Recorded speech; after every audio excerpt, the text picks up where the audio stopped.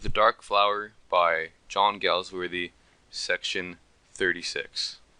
100 times in these days of her absence, Lennon had been on the point of going down against her orders just to pass the house, just to feel himself within reach, to catch a glimpse of her, perhaps from afar. If his body haunted London, his spirit had passed down onto that river where he had drifted once already, reconnoitering. 100 times, by day in fancy and by night in dreams. Pulling himself along by the boughs, he stole down that dim backwater till the dark yews and the white dovecot came into view. For he thought now only of fulfillment. She was wasting cruelly away. Why should he leave her where she was? Leave her to profane herself and all womanhood in the arms of a man she hated. And on that day of mid-June, when he received her telegram, it was as if he had been handed the key of paradise. Would she? Could she mean to come away with him that very night? He would prepare for that at all events. He had so often in his mind faced this crisis in his affairs, that now it only meant translating into action what had been carefully thought out. He packed, supplied himself liberally with money, and wrote a long letter to his guardian. It would hurt the old man. Gordy was over 70 now, but that could not be helped. He would not post it till he knew for certain. After telling how it had all come about, he went on thus. I know that to many people, and perhaps to you, Gordy, it will seem very wrong, but it does not to me, and that is the simple truth.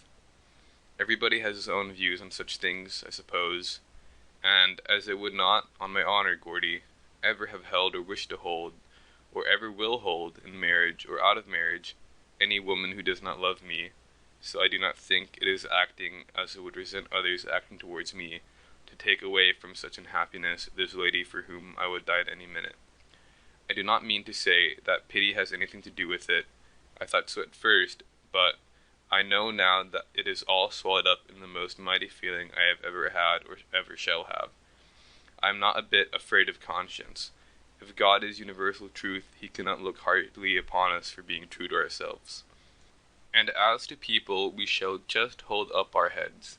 I think that they generally take you at your own valuation. But, anyway, society does not much matter. We shan't want those who don't want us. You may be sure.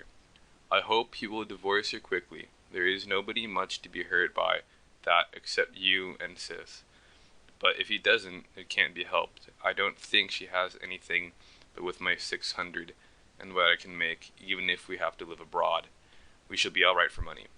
You have been awfully good to me as always, Gordy, and I am very grieved to hurt you, and still more sorry if you think I am being ungrateful. But when one feels as I do, body and soul and spirit, there isn't any question. There wouldn't be if death itself stood in the way. If you receive this, we shall be gone together. I will write to you from wherever we pitch our tent, and of course I shall write to Cicely. But will you please tell Mrs. Doone and Sylvia, and give them my love if they still care to have it. Goodbye, dear Gordy. I believe you would have done the same if you had been I. Always your affectionate Mark. In all those preparations, he forgot nothing, employing every minute of the few hours in a sort of methodic exaltation. The last thing before setting out, he took the damp cloths off his bull man. Into the face of the monster there had come of late a hungry, yearning look. The artist in him had done his work that unconscious justice. Against his will he had set down the truth, and, wondering whether he would ever work at it again, he redamped the cloths and wrapped it carefully. He did not go to her village, but to one 5 or 6 miles down the river.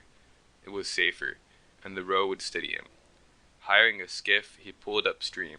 He traveled very slowly to kill time, keeping under the far bank, and as he pulled, his very heart seemed parched with nervousness. Was it real that he was going to her, or only some fantastic trick of fate, a dream from which he would wake to find himself alone again? He passed the dovecot at last, and kept on till he could round into the backwater and steal up under the cover to the poplar. He arrived a few minutes before 8 o'clock, turned the boat round, and waited close beneath the bank, holding to a branch and standing so that he could see the path. If a man could die from longing and anxiety, surely Lennon must have died then.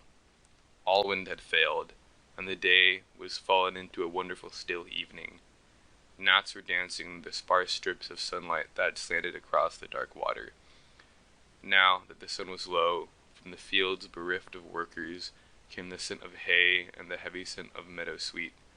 The musky odor of the backwater was confused with them into one brooding perfume. No one passed, and sounds were few and far to that wistful listener, for birds did not sing just there. How still and warm was the air, yet seemed to vibrate against his cheeks as though about to break into flame. That fancy came to him vividly while he stood waiting, a vision of heat simmering in little pale red flames. On the thick reeds some large, slow, dusky flies were still feeding, and now and then a moorhen a few yards away splashed a little or uttered a sharp, shrill note. When she came, if she did come, they would not stay here in this dark, earthy backwater. He would take her over to the other side, away to the woods. But the minutes passed, and his heart sank. Then it leaped up. Something was coming, in white, with bare head, and something blue or black flung across her arm. It was a she. No one else walked like that. She came very quickly, and he noticed that her hair looked like little wings on either side of her brow, as if her face were a white bird with dark wings, flying to love. Now she was close, so close that he could see her lips parted, and her eyes love-lighted, like nothing in the world but darkness wild with dew and starlight.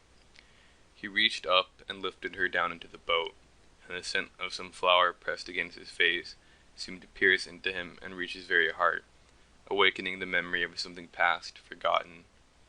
Then, seizing the branches, snapping them in his haste, he dragged the skiff along through the sluggish water, the gnats dancing in his face.